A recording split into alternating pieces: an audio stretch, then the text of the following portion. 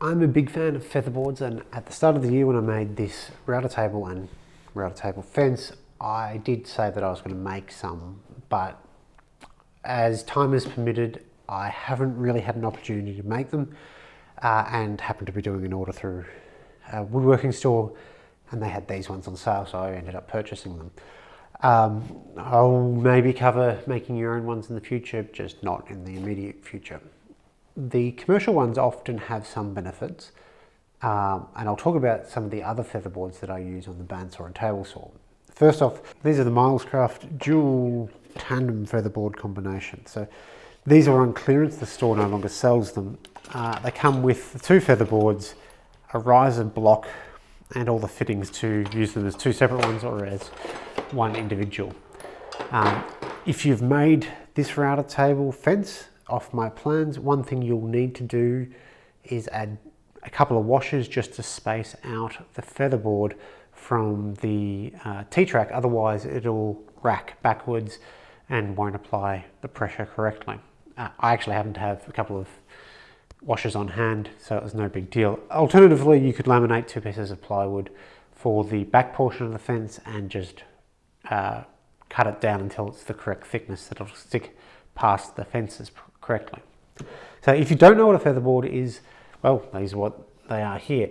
They are a way of helping you control the workpiece. So as I push this through the router table, for some profiles and for some critical pieces, perhaps a really large piece which is difficult to handle, or quite a small piece, having downwards pressure makes sure it doesn't tip up or down when it goes over the router bit, and on the side, some sideways pressure so that it's always in the consistent position. Now the slots on the featherboard stop it from going back, so these are great for the table saw as well to prevent kickback or to help mitigate any risk of kickback. Now this is not an endorsement of the Milescraft featherboard thing. I had to buy it. I think Milescraft make a lot of interesting stuff, but from everything I've seen of theirs, and I've got a few items now, they're so close to getting it right and then just don't. The price for these featherboards was really good, so it made sense for me to get them, but I wouldn't buy the Milescraft ones at full price.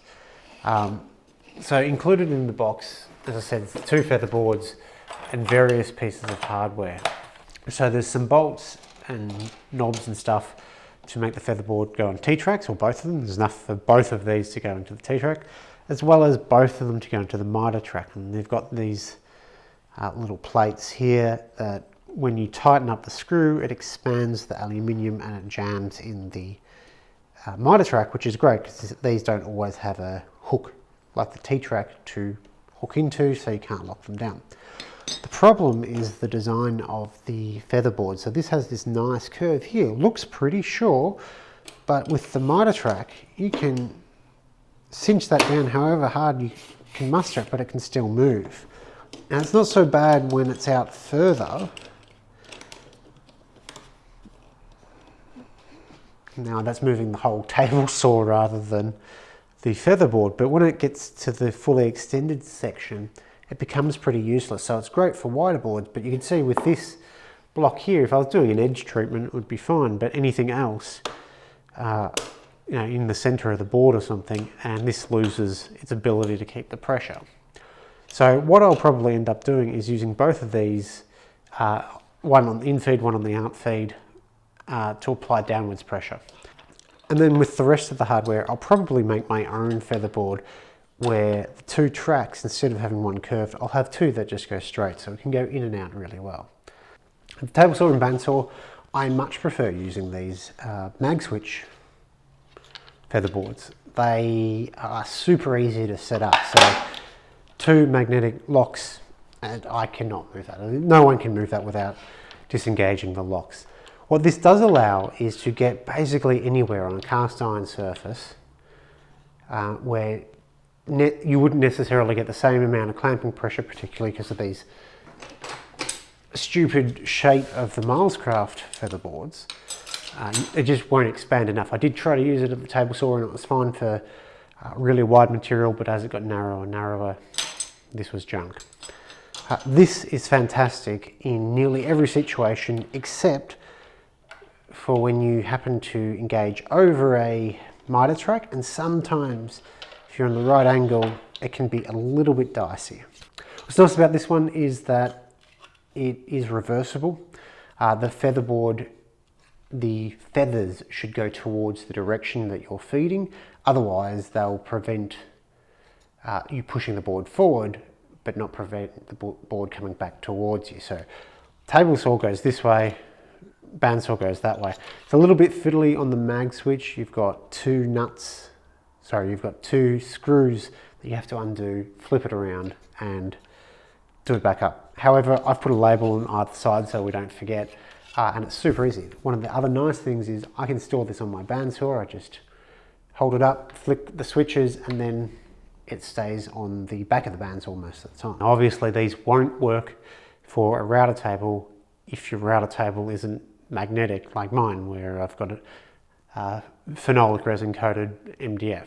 Isn't going to work. However, in terms of safety devices, apart from just being safer, these do help me get better cuts. So at the table saw, it helps prevent burning and blade marks because it's always nice and tight up against the fence, doesn't have any little micro vibrations, particularly if it's a long piece I'm feeding through. They can be a little bit hard to get perfectly straight. And at the bandsaw, with a tall fence, it really helps for resaws so that the board isn't likely to tip one way or the other. So in summary, I suppose, mag switch good, super expensive though, but I think worth it because you're sort of investing in a system. Worst case, if you can't afford the cost, make your own, but buy the magnetic switches, which you can buy individually. I'd probably avoid these plastic ones from Milescraft. I know Craig have some as well. They're essentially just the blue version. Those are a little bit better as they are straight. They don't have the useless curve to them, but they are a bit pricier. And I suppose this then leads into other safety devices. So I use things like this push pad at the router table and at the jointer. I do have another one with a straight handle and different grippy surface for the jointer. And push sticks like this. This is, I believe, more the European style than the more American hook or shoe style. I'll have a poll up somewhere in one of the corners for this video. If you'd like me to do an episode on making your own push pads, there are plenty of plans out there and examples of how you can make gripper-like push pads with the adjustable legs. And for Patreon supporters, I will have a video up on making a gravity hook or gravity heel style push pad for the jointer in the next week or so. That'll be up exclusive for Patreons for a couple of weeks at a minimum. Thanks for watching.